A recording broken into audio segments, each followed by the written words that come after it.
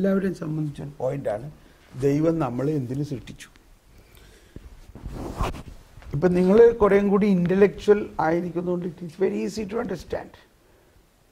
അപ്പം നമ്മൾ അത് മനസ്സിലായിട്ട് ഒരുപക്ഷെ നമ്മൾ ഇതേവരെ പഠിച്ചതും ഇതേവരെയുള്ള പദ്ധതികളൊക്കെ അതുമായിട്ട് അഡോപ്റ്റ് ചെയ്യാവുന്നതായിരിക്കാം. അതല്ലെങ്കിൽ ദൈവം അത് അലവ് ചെയ്യില്ല. അപ്പോൾ അത് എങ്ങനെ അറിയാമെന്നുള്ളതിൻ്റെ ആൻസർ ഇതാണ്. നമ്മൾ ദൈവത്തിൻ്റെ ജ്ഞാനം അഥവാ ജ്ഞാനസ്നാനത്തിലൂടെ നമ്മൾക്ക് ലഭിച്ചു കഴിഞ്ഞിട്ടുണ്ട്. ഈ വാക്ക് എളുപ്പം മനസ്സിലായല്ലോ. എന്താ നമുക്ക് ലഭിച്ചത്? ജ്ഞാനസ്നാനമാണ്. അപ്പം ജ്ഞാനസ്നാനത്തിലൂടെ നമ്മൾക്ക് ലഭിച്ചിരിക്കുന്ന ഈ ജ്ഞാനം നമ്മളിലുണ്ട്. അത് തുറക്കണമേ എന്നുള്ളതാണ് പ്രാർത്ഥന. അപ്പോൾ ബൈബിളിൽ ജ്ഞാനത്തിൻ്റെ ഒരു പുസ്തകമുണ്ട്, അത് വായിക്കുക. അതിനകത്ത് 6, 7, 8, 9, 4 അധ്യായങ്ങൾ നമ്മൾ വായിച്ചാൽ മാത്രം പോരാ. കുറേ സമയം ദൈവമേ ഈ ജ്ഞാനം എന്നിൽ തുറക്കണേ, തരണേ എന്നല്ല, ജ്ഞാനം നമുക്ക് ഓൾറെഡി തരണേ എന്നൊക്കെ പ്രാർത്ഥിച്ചോ. നമ്മളിൽ ഇതുണ്ട്. പക്ഷെ നമ്മൾ ഈ ഭൗതികമായ ഒരു അല്ലെങ്കിൽ 2 കൈ, ഒന്ന് ക്രിയേറ്റർ, ദൈവം ക്രിയേറ്ററാണ്. ആ ദൈവത്തിൻ്റെ ജ്ഞാനമാണോ ഈ ദൈവം സൃഷ്ടിച്ച സൃഷ്ടിയുടെ ജ്ഞാനമാണോ വലുത്? നാച്ചുറലി സൃഷ്ടാവിൻ്റെ ജ്ഞാനമല്ലേ. അപ്പോൾ നമുക്കൊരു ഓറിയൻറ്റേഷനിൽ വ്യത്യാസം ഉണ്ടാകേണ്ടത്, നമ്മൾ പഠിക്കുന്ന biology, zoology, chemistry, botany, physics, computer science, atomic energy, ഇതെല്ലാം സൃഷ്ടിയെക്കുറിച്ചുള്ള ജ്ഞാനമാണ്. കറക്റ്റ് ഇല്ലേ? അത് തന്നെ പഠിക്കാൻ ഇത്രയും വലിയ യൂണിവേഴ്സിറ്റികളാണ്, ഇത്രയും നമ്മൾ പഠിക്കുകയാണ് തലപോയിട്ട്. എന്നാൽ it can be very easy. ഇതെല്ലാം പഠിക്കാൻ വളരെ എളുപ്പമാകും.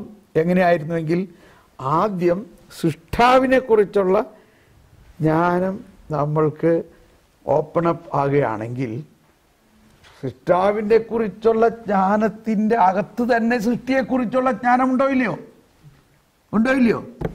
That's it. അതാണ് നമ്മൾ ഈ പഠിക്കാനൊന്നും ഇത്രയും ബുദ്ധിമുട്ടേണ്ട തന്നെ ആവശ്യം ഉണ്ടാവില്ല. എളുപ്പം മനസ്സിലാവും നമുക്ക്.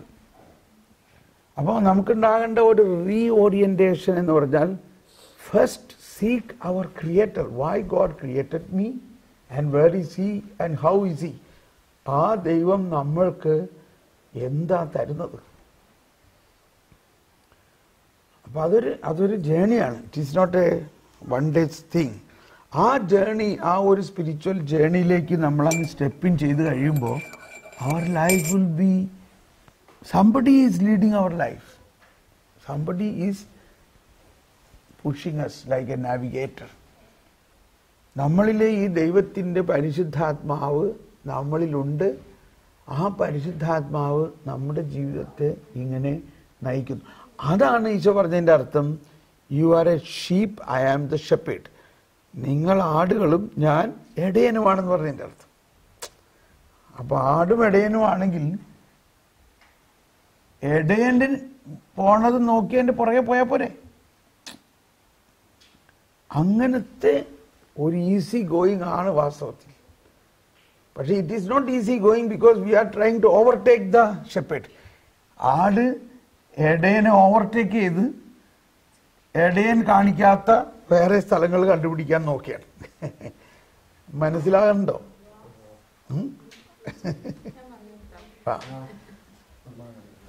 അപ്പോൾ നമ്മളെക്കുറിച്ച് ദൈവത്തിന് വളരെ സുന്ദരമായ ഒരു പ്ലാനാണ്, ഭയങ്കര പ്ലാനാണുള്ളത്. പിന്നെ ജോൺ പോൾ II ഫീസ്റ്റാണ്. ഈ ജോൺ പോൾ II ഒരു ചെറുപ്പക്കാരൻ നിങ്ങളുടെ പ്രായത്തിൽ ജോൺ ഓഫ് ദ ക്രോസിൻ്റെ ഒരു പുസ്തകം വായിച്ചു, dark night of the soul. ഇപ്പം ഞാനത് പറഞ്ഞു കേട്ടപ്പോൾ ആ പറഞ്ഞ പെണ്ണ് ഇപ്പോൾ ഓൾറെഡി അത് ജർമ്മൻ ഭാഷയിൽ വരുത്തി, എന്നിട്ട് ഞാനത് വരുത്തിയിട്ടുണ്ട്. വായിക്കേണ്ട ഒരു പുസ്തകമാണത്, ഡാർക്ക് നൈറ്റ്. അത് വായിക്കാൻ തുടങ്ങിയപ്പോൾ ഇയാളുടെ അകത്ത് ഇങ്ങനെ കത്താൻ തുടങ്ങി. അങ്ങനെ ആ യുവാവാണ് പിന്നീട് ഈ ഇത്രയും വലിയ വിശുദ്ധനായി മാറിയത്. അപ്പം നമ്മുടെ ഉള്ളിലെല്ലാം ഇങ്ങനെ ഒരു യുറേനിയം ഓർ പോലെയാണ്. യുറേനിയം ഓർ ഭൂമിയുടെ താഴെ കിടക്കാൻ. അത് പെട്ടെന്ന് നമുക്ക് ഉപയോഗിക്കാൻ പറ്റില്ല. പക്ഷെ അത് വളരെ ബുദ്ധിമുട്ടി നമ്മൾ ഡിഗ് ചെയ്ത് അതിനെ എടുത്ത് അതിനെ റിഫൈൻ ചെയ്താൽ ആ യുറേനിയം ഓർ പിന്നെ എന്തായിട്ട് മാറും? എന്തുണ്ടാക്കാം അതിലൂടെ? ഒരു ന്യൂക്ലിയർ പവർ ഹൗസ് ഉണ്ടാക്കാം. എന്ന പോലെ നിങ്ങൾ ഓരോരുത്തരുടെയും അകത്ത് അത്രയ്ക്ക് വലിയ ഒരു പൊട്ടൻഷ്യൽ, സ്പിരിച്വൽ പൊട്ടൻഷ്യൽ. അത് അതാണ് ഈശോ പറഞ്ഞത്, സീക്ക് യു ഷാൽ ഫൈൻഡ്. അതൊരു നിധി പോലെയാണത്. ആ നിധി നമ്മൾ അതുണ്ടെന്ന് വിശ്വസിക്കുക എന്നുള്ളതാണ് ഫസ്റ്റ് സ്റ്റെപ്പ്. ഇനി അത് ഓപ്പൺ അപ്പ് ആവുന്നതിന് പ്രാർത്ഥിക്കുക തന്നെ വേണം. You have to dedicate time for prayer. ഇപ്പം ഞാനൊക്കെ 3 മണിക്കൂർ പ്രാർത്ഥിക്കുന്നുണ്ട്. അത് വിട്ടിട്ട് ഒരു അരമണിക്കൂറെങ്കിലും നിങ്ങൾ പ്രാർത്ഥിക്കാൻ തുടങ്ങിയാൽ മതി. പക്ഷെ എന്ത് പ്രാർത്ഥിക്കണം? നമ്മൾ ഉടനെ ഒരു കരുണക്കൊന്ത, ഒരു ആ കൊന്ത, അതൊക്കെ ചെയ്യാം. പക്ഷെ അതൊന്നും അല്ല ആദ്യം പ്രാർത്ഥിക്കണം. നമ്മൾ ആദ്യം പ്രാർത്ഥിക്കേണ്ടത് ജ്ഞാനത്തിന് വേണ്ടി പ്രാർത്ഥിക്കുക. ദൈവം നമുക്കെല്ലാം തന്നു കഴിഞ്ഞിരിക്കുന്നു. And he himself is with us. ആ ദൈവം ഒരു പ്രകാശമാണ്. ഈ ദൈവം മാമോദീസായിലൂടെ നമ്മളിലേക്ക് തിരി കൊളുത്തി തന്നിട്ടുണ്ട്. പക്ഷെ നമ്മൾ സഭയുടെ പ്രബോധനങ്ങളും ഇതാണ് catechism of Catholic church, Bible, ഇതെല്ലാം നോക്കിയിട്ട് എന്താണ് ഇതിൻ്റെ എല്ലാം ഡെപ്ത് എന്താണെന്നുള്ളത് പഠിക്കണം. അത് ഈ ഏജിൽ നിങ്ങൾക്ക് വളരെ നന്നായിട്ട് പഠിക്കാൻ പറ്റും എന്നുള്ളതാണ് എൻ്റെ ഒരു കണ്ടുപിടുത്തം. കുറേ വയസ്സായി കഴിഞ്ഞാൽ വേറെ കുറേ തെറ്റായ ബോധ്യങ്ങൾ നമ്മളിൽ കിടക്കുന്നത് കൊണ്ട് ഇത് മനസ്സിലാക്കാൻ ബുദ്ധിമുട്ടാണ്. മനസ്സിലായി? നിങ്ങളുടെ അകത്ത് നിങ്ങളൊന്നും പഠിച്ചിട്ടില്ല, അതുകൊണ്ട് എളുപ്പമായിരിക്കും എന്ന് പറഞ്ഞാൽ തെറ്റായ സാധനം അകത്ത് കിടന്നു കഴിഞ്ഞിട്ട് പിന്നെ പുതിയത് വരാനുള്ള ബുദ്ധിമുട്ട്. ഓക്കെ, അപ്പോൾ ഇപ്പോൾ മനസ്സിലായി ഈ ക്വസ്റ്റ്യൻ്റെ ഉത്തരം. ഇങ്ങനെ പ്രാർത്ഥിക്കുമ്പോൾ തന്നെ നമ്മൾക്ക് കർത്താവ്, ഇവിടെ എൻ്റെ മകൻ്റെ കൂടെ പഠിച്ചിരുന്ന ഒരുത്തൻ, അവൻ കമ്പ്യൂട്ടർ സയൻസ് ആയിരുന്നു, ഈവൻ മെക്കാനിക്കൽ എഞ്ചിനീയർ ആയിരുന്നു. അവൻ നല്ലൊരു ഗുഡ് ബോയ്. അവൻ അത് കഴിഞ്ഞിട്ട് അവൻ ക്യാമ്പസ് സെലക്ഷനൊക്കെ കിട്ടി. അവൻ കമ്പ്യൂട്ടർ സയൻസ് തന്നെയായിരുന്നു. അതുകൊണ്ട് അവൻ ചൈനയിലൊക്കെ പോയി ജോലി ചെയ്ത് പല സ്ഥലങ്ങളിലൊക്കെ പോയി. അത് കഴിഞ്ഞിട്ട് അവൻ MS-ന് ഇവിടെ വന്ന് പഠിച്ചു. പാദർബോണിലാവും വന്ന് പഠിച്ചത്. MS-ന് അപ്പോൾ അവൻ ഇവിടെ വന്നായിരുന്നു, ഇവിടെ അടുത്ത പാദർബോൺ. അങ്ങനെ പഠിച്ചുകൊണ്ടിരിക്കുമ്പോൾ അവൻ ഒരു റിയലൈസേഷൻ ഉണ്ടായി. അതാണ് ജ്ഞാനം. അവൻ തോന്നി എൻ്റെ വിളി ഇതല്ല. എന്നിട്ട് MS കഴിഞ്ഞിട്ട് അവനിപ്പോൾ ഡോൺ ബോസ്കോയിൽ അച്ഛനാവാൻ പോയിരിക്കുക. അപ്പോൾ അവൻ്റെ ഒരു ഡിസൈൻമെൻറ്റിന് ഞാൻ സഹായിച്ചു. എന്ന് പറഞ്ഞാൽ ഞാനൊന്നും സഹായിച്ചില്ല, നീ ഈ ഈശോൻ്റെ അടുത്ത് ഇരിക്കുക. അപ്പോൾ അതാണ് അവനൊരിക്കലും ചിന്തിച്ചിട്ടുണ്ടായിരുന്നില്ല അത്. ഇപ്പോൾ അവൻ ഡോൺ ബോസ്കോയിൽ തിയോളജി പഠിച്ചുകൊണ്ടിരിക്കുക. അപ്പോൾ നമ്മളെക്കുറിച്ചുള്ള ദൈവത്തിൻ്റെ വിളി എന്ന് ചോദിച്ചാൽ എല്ലാവരും അച്ഛനാകാൻ പോകണമെന്നല്ല പറഞ്ഞതിൻ്റെ അർത്ഥം. ഒന്ന് ഷുവറാണ്, നമ്മൾ ദൈവത്തിന് വേണ്ടി സൃഷ്ടിച്ചു. ഞാനൊരു family man, I have wife, children and grandchildren, but I am also doing something very big for the Lord. നമ്മൾ ഓരോരുത്തർക്കും ഓരോരുത്തരുടെ ദൈവത്തിൻ്റെ വിളി അനുസരിച്ച് ഒരുപാട് കാര്യങ്ങൾ ദൈവത്തിന് വേണ്ടി ചെയ്യാൻ പറ്റും. അത് ചെയ്യുമ്പോൾ മാത്രമേ നമ്മളുടെ ലൈഫിലൊരു സക്സസ് എന്ന് പറയാൻ പറ്റുള്ളൂ. അല്ലെങ്കിൽ എന്തുണ്ടാവണം? ഇപ്പൊ നമ്മളെല്ലാവരും നാട്ടിൽ പഠിക്കണം. എന്തിനാ പഠിക്കണേ? കാശുണ്ടാക്കാൻ. ഒരു കരിയർ ഓറിയന്റഡ് ആയിട്ടുള്ള പഠിത്തമാണ്. അത് പഠിച്ചു, നമ്മൾ കാശുണ്ടാക്കണ തരത്തിലുള്ള എന്ത് ജോലി കിട്ടും നോക്കി, അത് കിട്ടി, കാശുണ്ടാക്കി. എന്നിട്ട് എന്ത് ചെയ്യും? ആ കാശ് എന്ത് ചെയ്യും? കുറെ സ്ഥലം മേടിക്കും, ഒരു വീട് മേടിക്കും, അത് വലുതാക്കി ഉണ്ടാക്കും, അതിനുവേണ്ടി കുറെ ലോൺ എടുക്കും. പിന്നെ ആ ലോൺ അടച്ചു തീർക്കലാണ് പിന്നെ ജീവിതം മുഴുവൻ. അതോടെ മക്കളെ വളർത്തണം, ഇതൊക്കെ. അപ്പം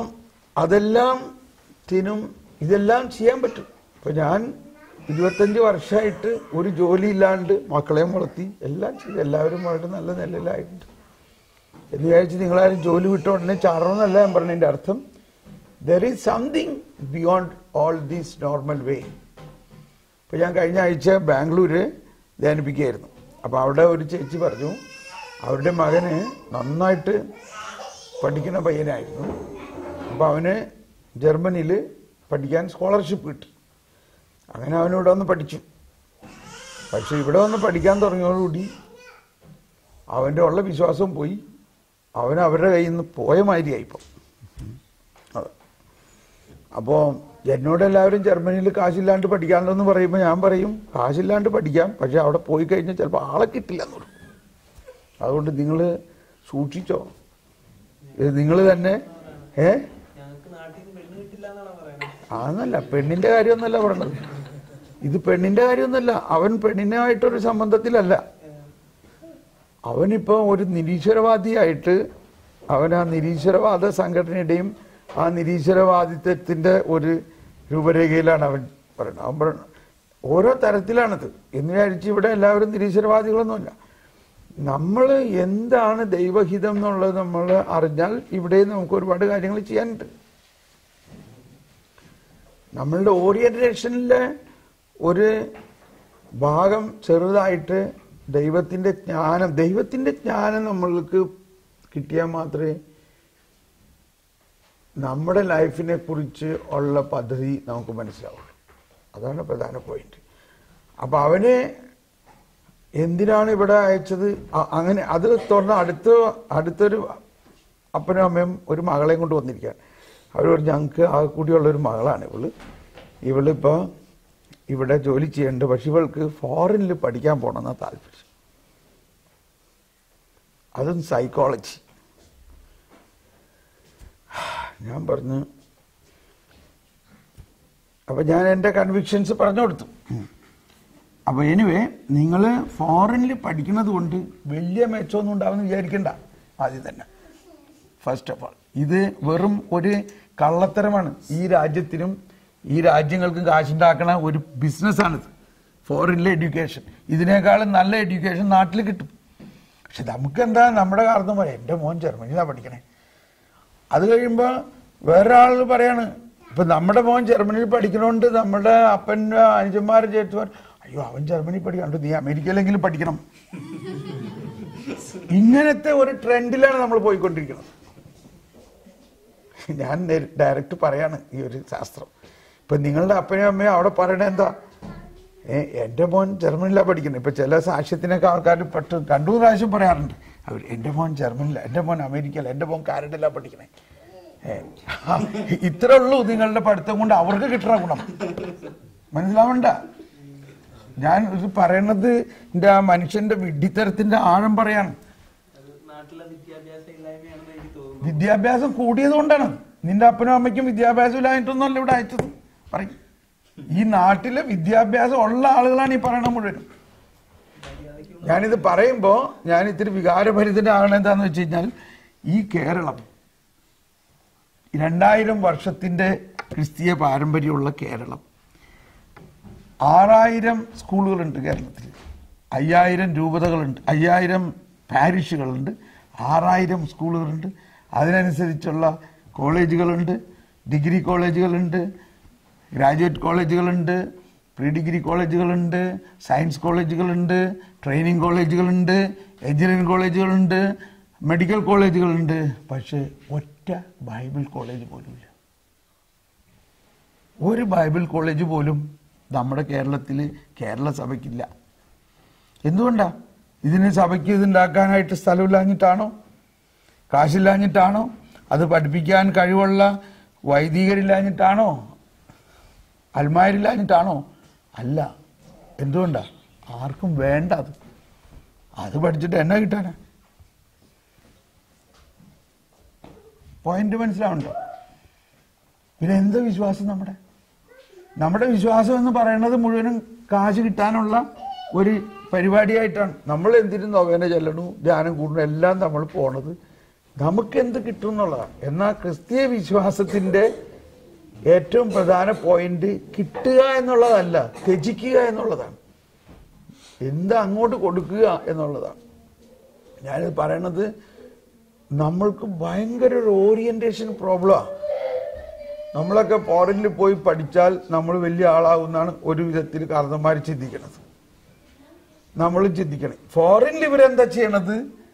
ഇവർക്ക് കാശുണ്ടാക്കാനുള്ള പല ടെക്നിക്കാണ് ഫോറിൻ വിദ്യാഭ്യാസം. ഇപ്പൊ അയർലൻഡ്, ഇംഗ്ലണ്ട്, അവിടെ പോയി പഠിക്കണു, അവർ ബാങ്ക് ലോൺ എടുക്കണു, അത് കൊടുക്കണു. അമേരിക്കയിൽ പോയി പഠിക്കണു, അതിന് ബാങ്ക് ലോൺ കിട്ടണു, ലക്ഷക്കണക്കിന് പഠിപ്പിച്ചു. അത് കഴിയുമ്പോൾ അവിടെ ഒരു വർഷത്തെ ജോലിയും ഗ്യാരണ്ടി ചെയ്യണു. അപ്പോ നല്ല ബ്രെയിൻസ് അവരെ നാട്ടിലേക്ക് കൊണ്ടുവരും. ഇപ്പൊ നിങ്ങൾക്ക് വേണമെങ്കിൽ ഇവിടെ ജോലി സാധ്യതയുണ്ട്. കാരണം എന്താ? ഇവിടെ ഒന്നും കിട്ടാത്ത നല്ല ഒരു ബ്രെയിനാണ് നിങ്ങൾക്ക്. എന്നിട്ട് നിങ്ങളെ കൊണ്ട് ജീവിതകാലം മുഴുവനും ഇവിടെ വേല ചെയ്യിച്ച് ഈ നാടിനെ ഗുണമുണ്ടാക്കുക. മനസ്സിലാവുന്നുണ്ടോ? അതാണ് പരിപാടി. നിങ്ങൾ നല്ല ചോദ്യം ചോദിക്കരുത്. നിങ്ങൾ എന്താ ചെയ്യേണ്ടതെന്ന് പരിശുദ്ധാത്മാവിനോട് ചോദിച്ചാൽ മതി. ഇപ്പൊ ഞാൻ പറഞ്ഞില്ലേ, ഒരാൾ ഇവിടെ വന്നു, പഠിച്ച് ഇവിടുത്തെ ഡിഗ്രി എല്ലാം എടുത്ത് ഇവിടെ ഫ്രീ, നമ്മൾ എന്ത് ഫ്രീ കിട്ടണോ അതിന്റെ പുറയിലാ മലയാളി എന്ന് പറഞ്ഞാൽ. എന്ത് ഫ്രീ കിട്ടണം, ഇവിടെ ഫ്രീ എഡ്യൂക്കേഷൻ അങ്ങോട്ട് കൊണ്ടു.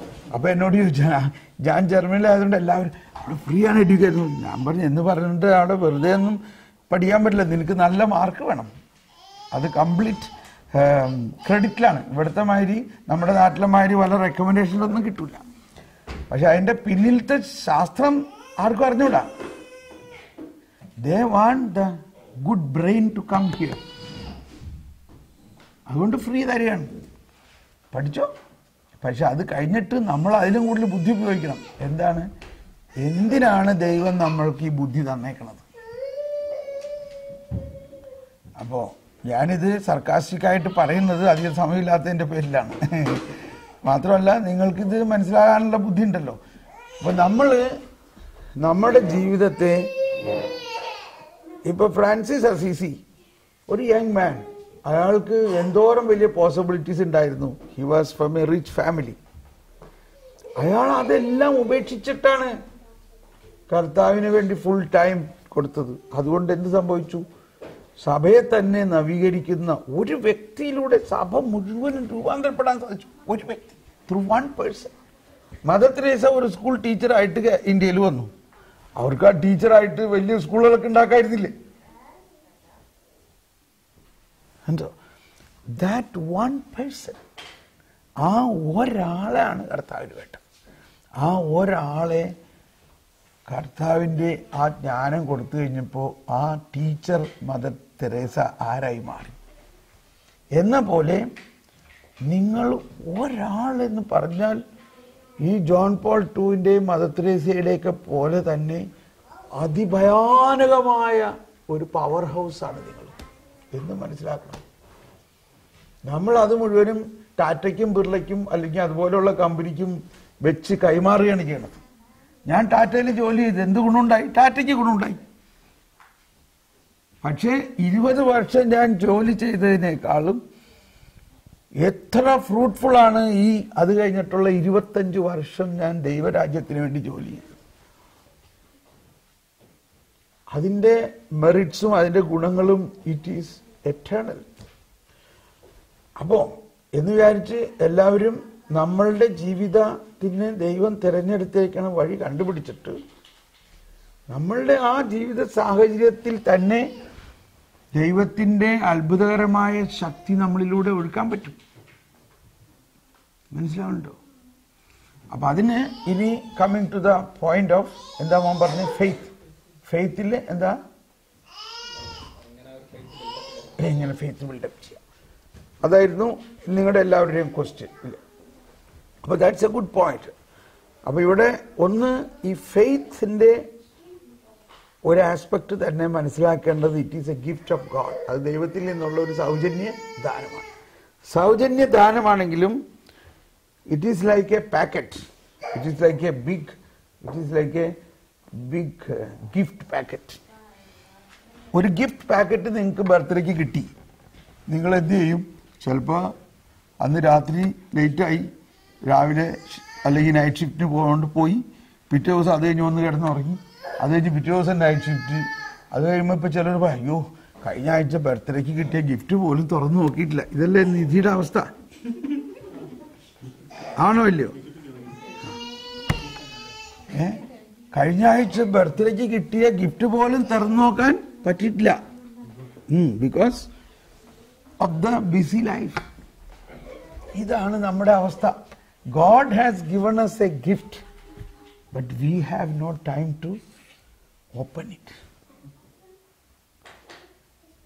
ഫെയ്ത്ത് എന്ന് പറഞ്ഞാൽ it is a gift given by God. അത് തുറന്നു നോക്കിയാൽ എന്തുപറ്റി? അതിൻ്റെ ഉള്ളിൽ ഒരുപാട് കാര്യങ്ങളുണ്ട്. ആ കാര്യങ്ങൾ ഒന്നൊന്നായിട്ട് എടുക്കുകയാണെങ്കിൽ ഇതെന്തെന്ന് ഈ സാധനം, ഓ, അപ്പോൾ അത് മൈ ഗോഡ്, ഇതാണ് ഫെയ്ത്ത്. കണ്ടോ? അതിൻ്റെ അകത്ത് ഇങ്ങനത്തെ ചില തീപ്പെട്ടിക്കൊള്ളികളുണ്ട്, അത് കത്തും എന്ന പോലെയാണ് faith. It is a gift given to us. പക്ഷെ അത് നമ്മൾ തുറക്കണം. അപ്പോൾ ആ തുറക്കുക എന്നെല്ലാം പറഞ്ഞാലുള്ള അർത്ഥം എന്താ വെച്ചാൽ, ഇപ്പോൾ this is catechism of Catholic church. അപ്പോൾ ഇത് വിശ്വാസത്തെക്കുറിച്ചുള്ള കണ്ടന്റാണ്. ഒരു പുസ്തകം തുറന്നാൽ ആദ്യം നമ്മൾ എന്താ കാണുന്നത്? കണ്ടന്റ്. എന്ന പോലെ ഈ വിശ്വാസത്തിൻ്റെ കണ്ടന്റ്, ഉള്ളടക്കം എന്തെന്ന് നമ്മൾ പഠിക്കണം. അത് അവരും പറഞ്ഞത്, അവരങ്ങനെ പറഞ്ഞു, ഇവരിങ്ങനെ പറഞ്ഞു, അവിടെ ഇങ്ങനെ കേട്ട് അങ്ങനെ പഠിക്കരുത്. അങ്ങനെ പഠിക്കരുത്. You have to learn from the source. അതുകൊണ്ടാണ് ഈശോ തന്നെ പറഞ്ഞത്, teach them, come to me and learn from me. അങ്ങനെ വിശ്വാസം. നമ്മുടെ സമയം കഴിഞ്ഞു, 3 മണിയായി. അപ്പോൾ ഇത്രയുമേ നിൽക്കട്ടെ. നിങ്ങൾ ഇനി ചെയ്യേണ്ടത്, നിങ്ങൾ ഈ കസേര മാറ്റിയിട്ട് ബാക്കിലിരിക്കാം. ഈ ക്ലാസ് കേട്ടോളൂ. ഇവർക്ക് കൊടുക്കുന്ന ക്ലാസ് കേട്ടോ. ഓക്കെ. എന്നിട്ട് നമുക്ക് ബാക്കി ഈ ക്ലാസ്സുകൾ കഴിഞ്ഞ് 5 മണിക്ക്, അപ്പോൾ ഇവിടെ ഡൈനിങ് ഹാളിൽ പോകുന്നുണ്ടോ വല്ലതും കഴിക്കാൻ? ആബൻഡേസൻ എന്തെങ്കിലും കഴിക്കണമെങ്കിൽ കാപ്പി 4 മണിക്കുണ്ട്. കാപ്പിയും കൂഹനും കഴിക്കും. അത് കഴിഞ്ഞ് ഡൈനിങ് ഹാളിൽ പോകുന്നില്ലെങ്കിൽ ഞാൻ ഇവിടെ ഇരുന്ന് ചെയ്യാം. എന്നിട്ട് ഞാൻ പിന്നീട് ഇവർ പോയി കഴിഞ്ഞിട്ട് എന്തെങ്കിലും കഴിച്ചോളാം. അപ്പോൾ ക്യാൻ ഡു സംതിങ്. അത് അവരെടുത്ത് വെക്കുക, അല്ലെങ്കിൽ എന്തെങ്കിലും ചെയ്യാം, അല്ലെങ്കിൽ നീ എടുത്ത് വെച്ചാൽ മതി. ഓക്കെ. അപ്പോൾ ഈ ക്ലാസ്സുകൾ കഴിഞ്ഞിട്ട് I will give you more sessions. പിന്നെ നമുക്ക് വി ക്യാൻ ആസ്ക് ക്വസ്റ്റ്യൻ ആൻസേഴ്സും ഇതെല്ലാം. ഓക്കെ. നമുക്കൊന്ന് പ്രാർത്ഥിക്കാം. ദൈവമേ, ഈ മക്കളുടെ ദാഹം അങ്ങ് കാണുന്നുണ്ടല്ലോ. ദൈവമേ, ഇവരിൽ വസിക്കുന്ന പരിശുദ്ധാത്മാവ് ഇവരെ ജ്ഞാനം കൊണ്ട് നിറയ്ക്കണമേ. ഇന്ന് പരിശുദ്ധാത്മാവിനെ കുറിച്ചാണ് നമ്മൾ സംസാരിക്കാൻ പോകുന്നതൊക്കെ. അത് ഇവർക്ക് മനസ്സിലാക്കാനും അവർക്ക് അതിനുള്ള കൃപ കൊടുക്കണേ. ആമേൻ. Praise the Lord. ഇപ്പോൾ ഈ കസേരകൾ you can take it on the side. ആ സൈഡിൽ നിന്നാണ് നിങ്ങൾക്ക് ഇരിക്കാം.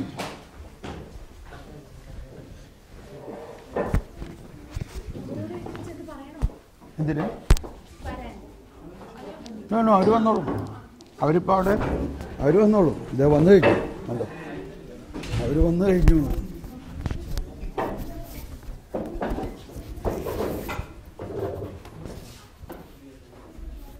കറക്റ്റ് ടൈമിൽ നമുക്ക് സിഗ്നൽ കിട്ടി.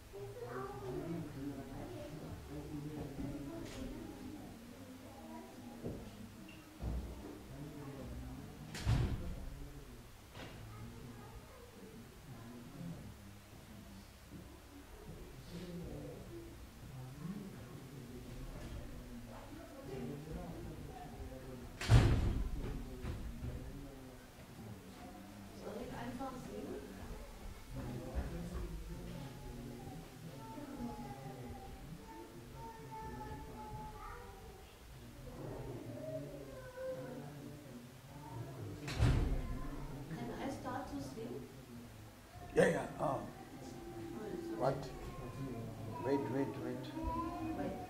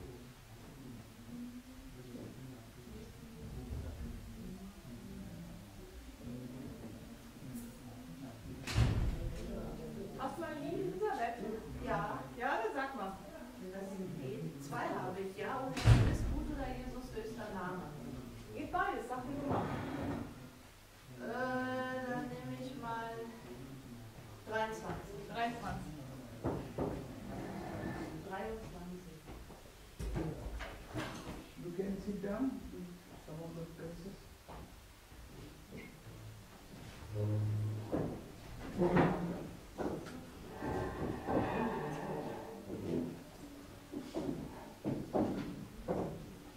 You can also sit for the table. It's free.